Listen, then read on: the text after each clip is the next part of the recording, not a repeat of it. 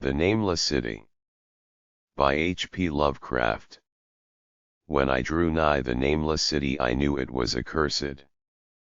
I was traveling in a parched and terrible valley under the moon, and afar I saw it protruding uncannily above the sands as parts of a corpse might protrude from an ill-made grave.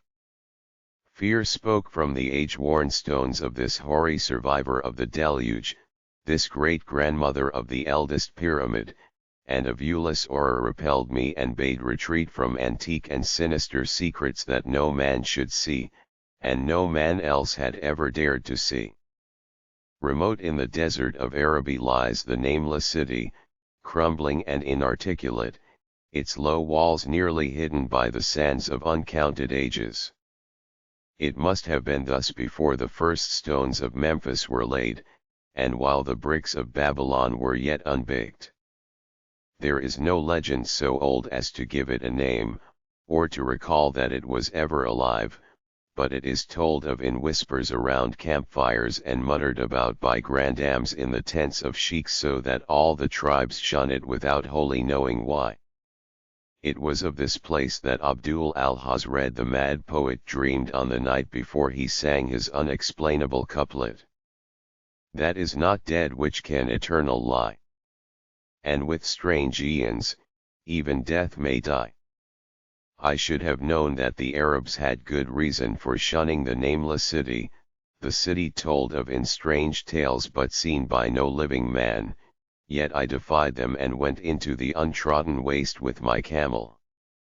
I alone have seen it, and that is why no other face bears such hideous lines of fear as mine, why no other man shivers so horribly when the night wind rattles the windows. When I came upon it in the ghastly stillness of unending sleep it looked at me, chilly from the rays of a cold moon amidst the desert's heat. And as I returned its look I forgot my triumph at finding it, and stopped still with my camel to wait for the dawn. For hours I waited, till the east grew grey and the stars faded, and the grey turned to roseate light edged with gold. I heard a moaning and saw a storm of sand stirring among the antique stones, though the sky was clear and the vast reaches of the desert still.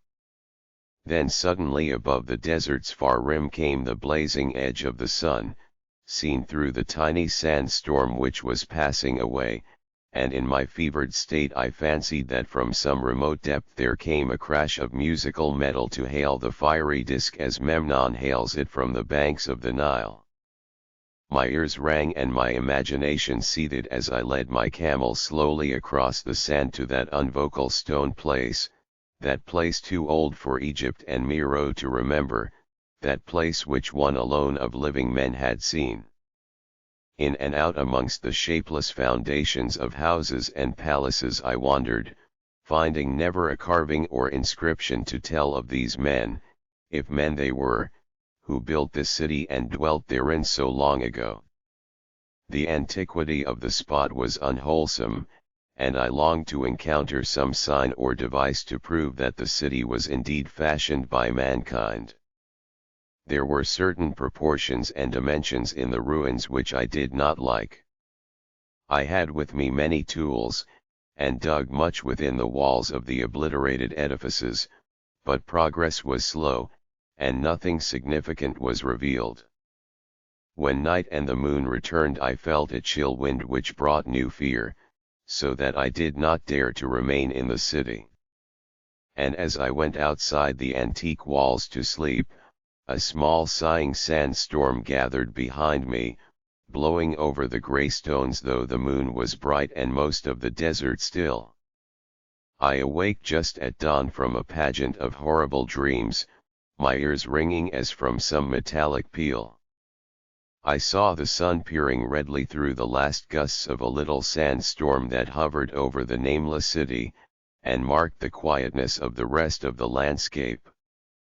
Once more I ventured within those brooding ruins that swelled beneath the sand like an ogre under a coverlet, and again dug vainly for relics of the forgotten race. At noon I rested, and in the afternoon I spent much time tracing the walls and the bygone streets, and the outlines of the nearly vanished buildings. I saw that the city had been mighty indeed, and wondered at the sources of its greatness. To myself I pictured all the splendors of an age so distant that Chaldea could not recall it, and thought of Sarnath the Doomed, that stood in the land Nar when mankind was young, and of Ibi, that was carven of grey stone before mankind existed. All at once I came upon a place where the bedrock rose stark through the sand and formed a low cliff, and here I saw with joy what seemed to promise further traces of the antediluvian people. Hewn rudely on the face of the cliff were the unmistakable facades of several small, squat rock houses or temples, whose interiors might preserve many secrets of ages too remote for calculation, though sandstorms had long since effaced any carvings which may have been outside. Very low and sand-choked were all of the dark apertures near me, but I cleared one with my spade and crawled through it, carrying a torch to reveal whatever mysteries it might hold. When I was inside I saw that the cavern was indeed a temple, and beheld plain signs of the race that had lived and worshipped before the desert was a desert. Primitive altars, pillars, and niches, all curiously low, were not absent, and though I saw no sculptures nor frescoes, there were many singular stones clearly shaped into symbols by artificial means. The lowness of the chiseled chamber was very strange, for I could hardly kneel upright, but the area was so great that my torch showed only part of it at a time. I shuddered oddly in some of the far corners, for certain altars and stones suggested forgotten rites of terrible, revolting, and inexplicable nature and made me wonder what manner of men could have made and frequented such a temple. When I had seen all that the place contained, I crawled out again, avid to find what the other temples might yield. Night had now approached, yet the tangible things I had seen made curiosity stronger than fear, so that I did not flee from the long moon-cast shadows that had daunted me when first I saw the nameless city. In the twilight I cleared another aperture and with a new torch crawled into it, finding more vague stones and symbols, though nothing more definite than the other temple had contained. The room was just as low, but much less broad, ending in a very narrow passage crowded with obscure and cryptical shrines. About these shrines I was prying when the noise of a wind and of my camel outside broke through the stillness and drew me forth to see what could have frightened the beast. The moon was gleaming vividly over the primitive ruins, lighting a dense cloud of sand that seemed blown by a strong but decreasing wind from some point along the cliff ahead of me. I knew it was this chilly, sandy wind which had disturbed the camel and was about to lead him to a place of better shelter when I chanced to glance up and saw that there was no wind atop the cliff. This astonished me and made me fearful again, but I immediately recalled the sudden local winds that I had seen and heard before at sunrise and sunset, and judged it was a normal thing. I decided it came from some rock fissure leading to a cave, and watched the troubled sand to trace it to its source, soon perceiving that it came from the black orifice of a temple a long distance south of me, almost out of sight. Against the choking sand cloud I plodded toward this temple, which, as I neared it, loomed larger than the rest, and showed a doorway far less clogged with caked sand. I would have entered had not the terrific force of the icy wind almost quenched my torch. It poured madly out of the dark door, sighing uncannily as it ruffled the sand and spread among the weird ruins. Soon it grew fainter and the sand grew more and more still, till finally all was at rest again, but a presence seemed stalking among the spectral stones of the city, and when I glanced at the moon it seemed to quiver as though mirrored in unquiet waters. I was more afraid than I could explain, but not enough to dull my thirst for wonder, so as soon as the wind was quite gone I crossed into the dark chamber from which it had come. This temple, as I had fancied from the outside, was larger than either of those I had visited before, and was presumably a natural cavern since it bore winds from some region beyond.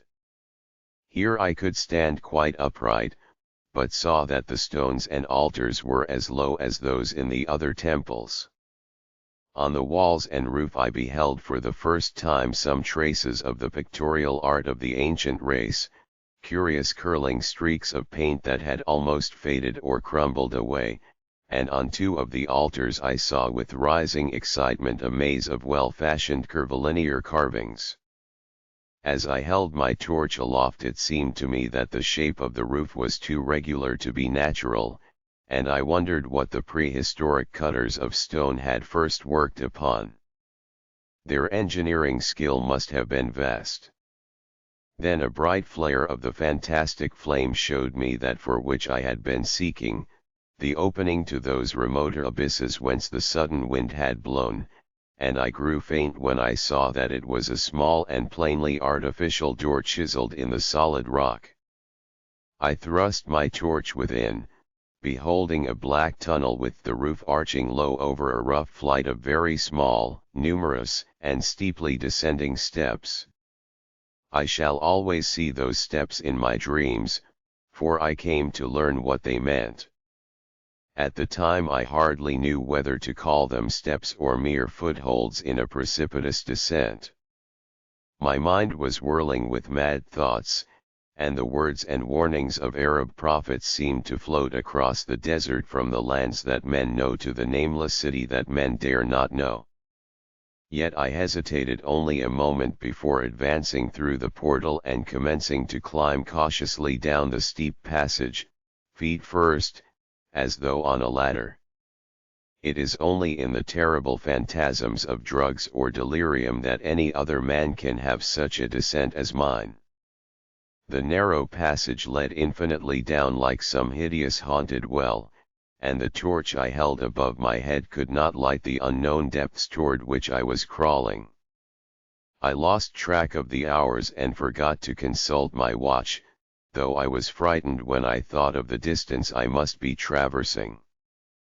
There were changes of direction and of steepness, and once I came to a long, low-level passage where I had to wriggle feet first along the rocky floor, holding the torch at arm's length beyond my head. The place not high enough for kneeling. After that were more of the steep steps, and I was still scrambling down interminably when my failing torch died out. I do not think I noticed it at the time, for when I did notice it I was still holding it above me as if it were ablaze. I was quite unbalanced with that instinct for the strange and the unknown which had made me a wanderer upon earth and a haunter of far, ancient, and forbidden places. In the darkness there flashed before my mind fragments of my cherished treasury of demoniac lore, sentences from Al-Hazred the Mad Arab, paragraphs from the apocryphal nightmares of Damascus, and infamous lines from the delirious image du monde of Gautier de Metz.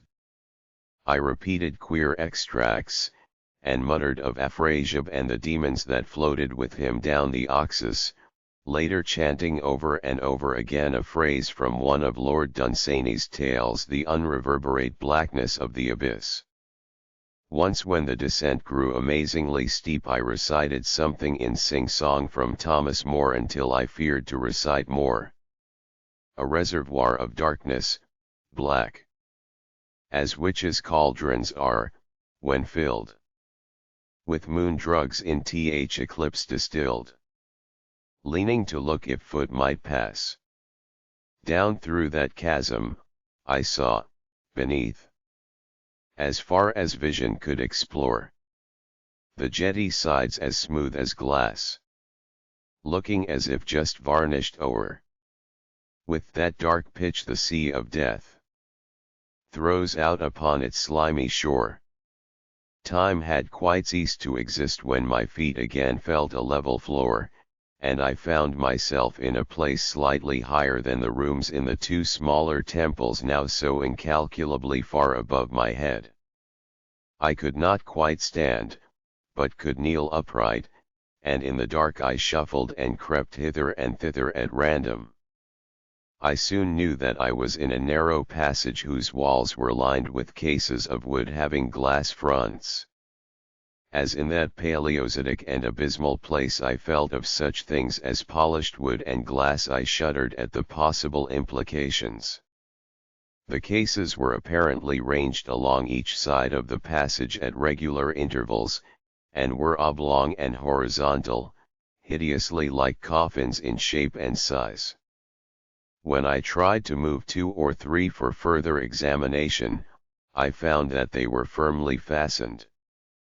I saw that the passage was a long one, so floundered ahead rapidly in a creeping run that would have seemed horrible had any eye watched me in the blackness, crossing from side to side occasionally to feel of my surroundings and be sure the walls and rows of cases still stretched on.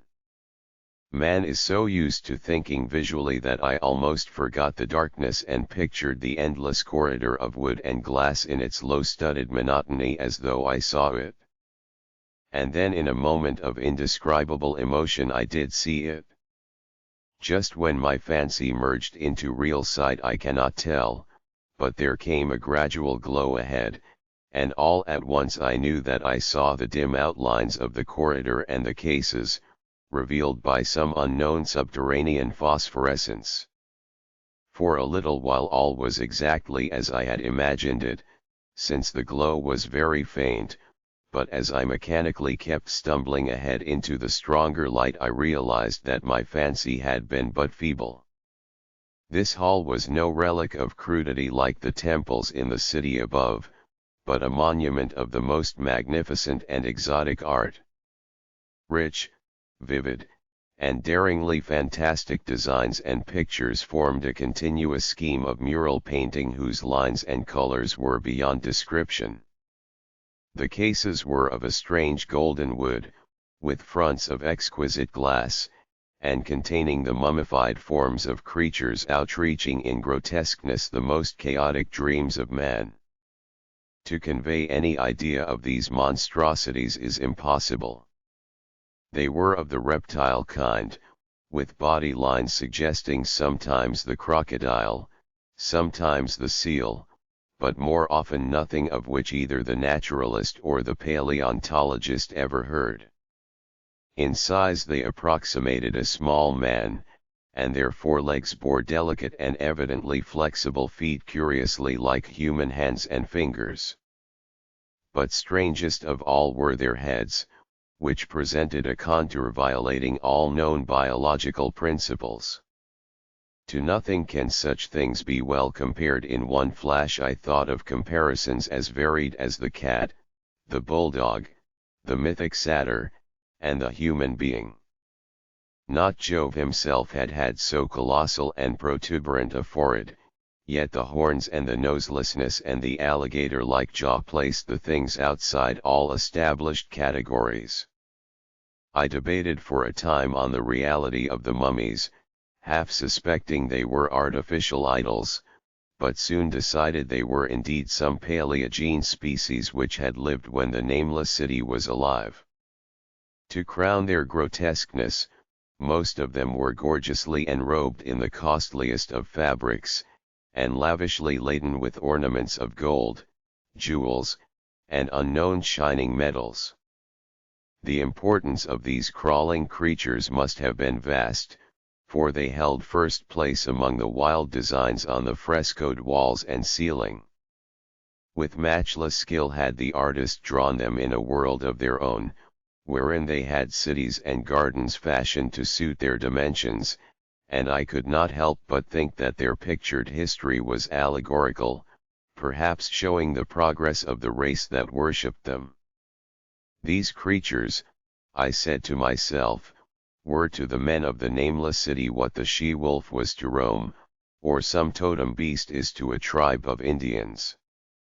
Holding this view, I thought I could trace roughly a wonderful epic of the Nameless city, the tale of a mighty seacoast metropolis that ruled the world before Africa rose out of the waves, and of its struggles as the sea shrank away, and the desert crept into the fertile valley that held it. I saw its wars and triumphs, its troubles and defeats, and afterward its terrible fight against the desert when thousands of its people, here represented in allegory by the grotesque reptiles, were driven to chisel their way down through the rocks in some marvelous manner to another world whereof their prophets had told them. It was all vividly weird and realistic, and its connection with the awesome descent I had made was unmistakable. I even recognized the passages. As I crept along the corridor toward the brighter light, I saw later stages of the painted epic, the leave-taking of the race that had dwelt in the nameless city and the valley around for 10 million years, the race whose souls shrank from quitting scenes their bodies had known so long, where they had settled as nomads in the earth's youth, hewing in the virgin rock those primal shrines at which they had never ceased to worship. Now that the light was better, I studied the pictures more closely and, remembering that the strange reptiles must represent the unknown men, pondered upon the customs of the nameless city. Many things were peculiar and inexplicable. The civilization, which included a written alphabet, had seemingly risen to a higher order than those immeasurably later civilizations of Egypt and Chaldea, yet there were curious omissions. I could, for example, find no pictures to represent deaths or funeral customs, save such as were related to wars, violence, and plagues, and I wondered at the reticence shown concerning natural death. It was as though an ideal of immortality had been fostered as a cheering illusion. Still nearer the end of the passage were painted scenes of the utmost picturesqueness and extravagance, contrasted views of the nameless city in its desertion and growing ruin, and of the strange new realm of paradise to which the race had hewed its way through the stone. In these views the city and the desert valley were shown always by moonlight, a golden nimbus hovering over the fallen walls and half revealing the splendid perfection of former times, shown spectrally and elusively by the artist. The paradisal scenes were almost too extravagant to be believed, portraying a hidden world of eternal day filled with glorious cities and ethereal hills and valleys. At the very last I thought I saw signs of an artistic anticlimax. The paintings were less skillful, and much more bizarre than even the wildest of the earlier scenes. They seemed to record a slow decadence of the ancient stock, coupled with a growing ferocity toward the outside world from which it was driven by the desert. The forms of the people always represented by the sacred reptiles appeared to be gradually wasting away, though their spirits as shown hovering above the ruins by moonlight gained in proportion. Emaciated priests, displayed as reptiles in ornate robes, cursed the upper air and all who breathed it, and one terrible final scene showed a primitive-looking man, perhaps a pioneer of ancient Iram, the city of pillars, torn to pieces by members of the older race. I remembered how the Arabs fear the nameless city, and was glad that beyond this place the grey walls and ceiling were bare. As I viewed the pageant of mural history I had approached very closely the end of the low-ceiled hall, and was aware of a gate through which cams all of the illuminating phosphorescence. Creeping up to it, I cried aloud in transcendent amazement at what lay beyond, for instead of other and brighter chambers there was only an illimitable void of uniform radiance, such as one might fancy when gazing down from the peak of Mount Everest upon a sea of sunlit mist.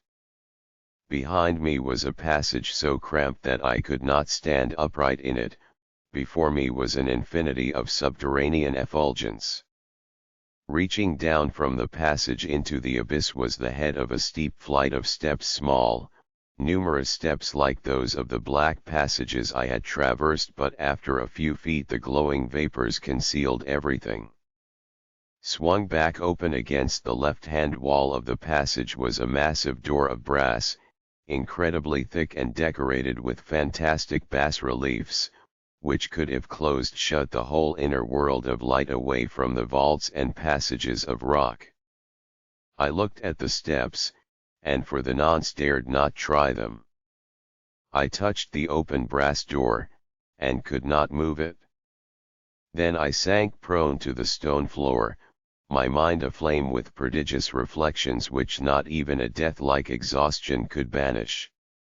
As I lay still with closed eyes, free to ponder, many things I had lightly noted in the frescoes came back to me with new and terrible significance: scenes representing the nameless city in its heyday, the vegetation of the valley around it, and the distant lands with which its merchants traded. The allegory of the crawling creatures puzzled me by its universal prominence, and I wondered that it should be so closely followed in a pictured history of such importance. In the frescoes the nameless city had been shown in proportions fitted to the reptiles. I wondered what its real proportions and magnificence had been, and reflected a moment on certain oddities I had noticed in the ruins. I thought curiously of the lowness of the primal temples and of the underground corridor, which were doubtless hewn thus out of deference to the reptile deities there honored, though it perforce reduced the worshippers to crawling. Perhaps the very rites here involved a crawling in imitation of the creatures. No religious theory, however, could easily explain why the level passage in the awesome descent should be as low as the temples or lower, since one could not even kneel in it. As I thought of the crawling creatures, whose hideous mummified forms were so close to me, I felt a new throb of fear. Mental associations are curious, and I shrank from the idea that except for the poor primitive man torn to pieces in the last painting, mine was the only human form amidst the many relics and symbols of primordial life. But as always in my strange and roving existence, wonder soon drove out fear, for the luminous abyss and what it might contain presented a problem worthy of the greatest explorer. That a weird world of mystery lay far down that flight of peculiarly small steps I could not doubt, and I hoped to find there those human memorials which the painted corridor had failed to give. The frescoes had pictured unbelievable cities and valleys in this lower realm, and my fancy dwelt on the rich and colossal ruins that awaited me. My fears, indeed, concerned the past rather than the future. Not even the physical horror of my position in that cramped corridor of dead reptiles and antediluvian frescoes, miles below the world I knew and faced by another world of eerie light and mist, could match the lethal dread I felt at the abysmal antiquity of the scene and its soul. An ancientness so vast that measurement is feeble seemed to leer down from the primal stones and rock-hewn temples of the nameless city, while the very latest of the astounding maps in the frescoes showed oceans and continents that man has forgotten, with only here and there some vaguely familiar outline of what could have happened in the geological ages since the paintings ceased and the death-hating race resentfully succumbed to decay. No man might say. Life had once teemed in these caverns and in the luminous realm beyond. Now I was alone with vivid relics, and I trembled to think of the countless ages through which these relics had kept a silent, deserted vigil. Suddenly there came another burst of that acute fear which had intermittently seized me ever since I first saw the terrible valley and the nameless city under a cold moon, and despite my exhaustion I found myself starting frantically to a sitting posture and gazing back along the black corridor toward the tunnels that rose to the outer world. My sensations were like those which had made me shun the nameless city at night, and were as inexplicable as they were poignant. In another moment, however, I received a still greater shock in the form of a definite sound, the first which had broken the utter silence of these tomb-like depths. It was a deep, low moaning, as of a distant throng of condemned spirits, and came from the direction in which I was staring. Its volume rapidly grew, till soon it reverberated frightfully through the low passage, and at the same time I became conscious of an increasing draught of cold air, likewise flowing from the tunnels and the city above. The touch of this air seemed to restore my balance, for I instantly recalled the sudden gusts which had risen around the mouth of the abyss each sunset and sunrise, one of which had indeed revealed the hidden tunnels to me. I looked at my watch and saw that sunrise was near, so braced myself to resist the gale that was sweeping down to its cavern home as it had swept forth at evening. My fear again waned low, since a natural phenomenon tends to dispel broodings over the unknown. More and more madly poured the shrieking, moaning night wind into that gulf of the inner earth. I dropped prone again and clutched vainly at the floor for fear of being swept bodily through the open gate into the phosphorescent abyss. Such fury I had not expected, and as I grew aware of an actual slipping of my form toward the abyss, I was beset by 1,000 new terrors of apprehension and imagination. The malignancy of the blast awakened incredible fancies. Once more I compared myself shudderingly to the only human image in that frightful corridor, the man who was torn to pieces by the nameless race, for in the fiendish clawing of the swirling currents there seemed to abide a vindictive rage all the stronger because it was largely impotent. I think I screamed frantically near the last. I was almost mad, but if I did so my cries were lost in the hell-born babble of the howling wind wraiths. I tried to crawl against the murderous invisible torrent, but I could not even hold my own as I was pushed slowly and inexorably toward the unknown world. Finally reason must have wholly snapped, for I fell to babbling over and over that unexplainable couplet of the mad Arab Al-Hazred, who dreamed of the nameless city that is not dead, which can eternal lie. And with strange aeons, even death may die.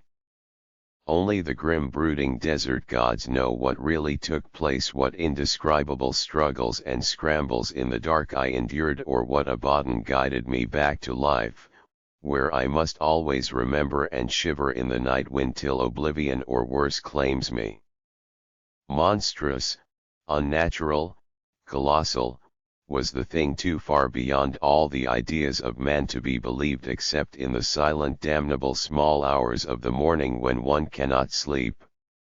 I have said that the fury of the rushing blast was infernal cacodemoniacal, and that its voices were hideous with the pent-up viciousness of desolate eternities. Presently these voices, while still chaotic before me, seemed to my beating brain to take articulate form behind me, and down there in the grave of unnumbered aeon-dead antiquities, leagues below the dawnlit world of men, I heard the ghastly cursing and snarling of strange-tongued fiends.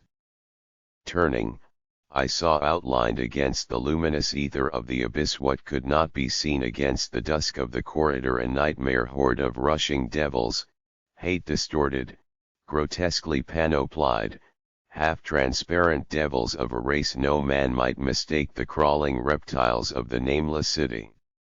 And as the wind died away I was plunged into the ghoul-peopled darkness of earth's bowels, for behind the last of the creatures the great brazen door clanged shut with a deafening peal of metallic music whose reverberations swelled out to the distant world to hail the rising sun as Memnon hails it from the banks of the Nile.